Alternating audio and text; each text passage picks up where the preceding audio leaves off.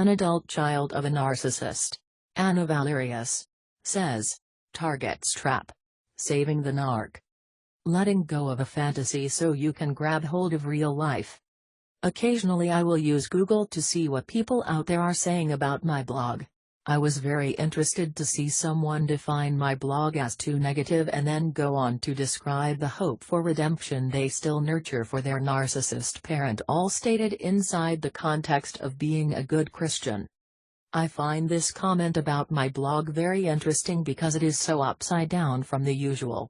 It is an inverse viewpoint, the flip side of the reactions of others to my ruminations. Why the dichotomous difference in opinion? I'll share my theories. I completely agree that this blog would appear to be very negative to someone who is determined to believe it is their Christian duty to not only believe in the hope for redemption for the narcissist, but to also believe they must stay with the narcissist to ensure that outcome. I'm obviously very negative on these points. I do not in any way encourage people to nurture hope for the narcissist's eventual reformation, nor do I encourage anyone's savior complex. In fact, I categorically state that the hope is so very slim as to be statistically insignificant. I emphasize over and over the need for emotional and physical distance from the vampires among us. To the person dedicated to believing the unbelievable, yeah, I get that I'm a bucket of cold water. Here's the deal. I am completely dedicated to reality. Realists are often accused of being negative because some aspects of reality are not pretty. For those who are in constant pursuit of dreams and rainbows, the realist is a curmudgeon. Curmudgeons can't get no respect from the idealists. Many of you have been slamming your heads against the brick wall, otherwise known as the narcissist, for so long your brain pan is seriously dented, making you worry about possible brain damage. You've expended Herculean amounts of energy trying to find ways to make the narcissist happy, only to fail endlessly. You come here and find out that you don't have to kill yourself in order to hopefully save the narcissist because it is humanly impossible to save them. You find out that you can't save the narcissist, you can only save yourself and your family from them. You find out you aren't responsible for saving the narcissist, and you breathe for the first time in years. You've tried to accomplish the impossible for years now and are ready to embark on the possible. So when you come here to read, you find hope and relief for your weary heart and mind. The very opposite of too negative, you find hope and positive direction for your future here. The negative news about the narcissist, unreformable, translates into very positive news for you, freedom to pursue life without them. Perhaps this should be the motto for my blog. Close your heart off to the impossible, open your heart to the possible. You cannot insist on clinging to a fantasy and have any hope of living successfully in reality. Real life is where the really good stuff happens. It is a shame to miss out on the lasting and real joys life offers by persisting on living in La La Land. If you insist on trying to accomplish the impossible, you will end up having accomplished nothing. If you can let go of trying to do the impossible, it opens up the possible before your feet. We accomplish a lot more in our lives when we persist in pursuing the possible. Some things truly are impossible. Here in America there is a lore, a mythos, that we can dream the impossible dream and then go out and make that dream come true.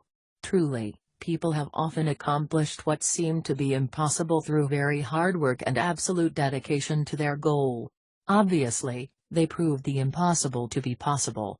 So they really weren't pursuing the impossible, were they? But we like to take those success stories and go on to pretend that anything is possible if we just want it enough. As if the strength of our wishing can make anything happen. This is the way children think. Since I was a child I have wished I could fly.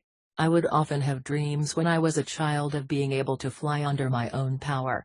If I spent every waking moment telling myself that I could actually fly on my own, without mechanized assistance, then surely I would sprout wings, right? Would all of you be cruel curmudgeons if you stuck a needle in my dream balloon by telling me I was wasting my time and emotional energy on the impossible? No, You would be doing me a favor by helping me realize I was in danger of losing out on the good things in life that were possible for me to gain if I would only decide to abandon my dedication to the impossible. Face it, folks, some things are impossible to accomplish. This may go against your belief in miracles or in the power of visualization, but the fact remains. There are plenty of things we as human beings cannot do no matter how hard we try. Reforming a narcissist falls into this category. We lack the power to change another human being. Period. We can barely change ourselves, let alone take on a successful project of changing another human being, and a profoundly disordered one at that. I do not peddle pipe dreams here. People have to go somewhere else for that. I'm not interested in supporting someone's vain fantasy about helping or reforming the narcissist. My goal here is not to cut any slack for the immoral narcissist who cuts a swath of misery through the lives of others. I am all for supporting those who can see their way clear to leave the evil and immoral one to themselves to live in the hell of their own devising. Even God himself does this. Are we saying we better than him by persisting in our belief that the persistently and consistently evil narcissist can see the light only if we stick with them? The worship of oneself is idolatry. The narcissist is engaged in a complete dedication to their worship of self.